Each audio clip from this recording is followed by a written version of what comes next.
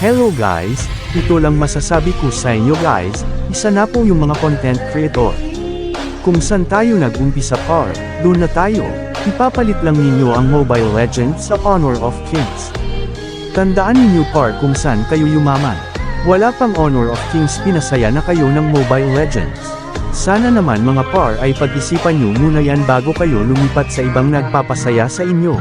For content only lang kayo pero wag nyo naman ipadaan sa maling akala, kunti na lang mga content creator ang naglalaro ng Mobile Legends, dahil sa Honor of Kings na yan, race ito inyo naman si Munton. Diyan kayo nakahanap ng malaking pera, pero di nyo naman iniisip.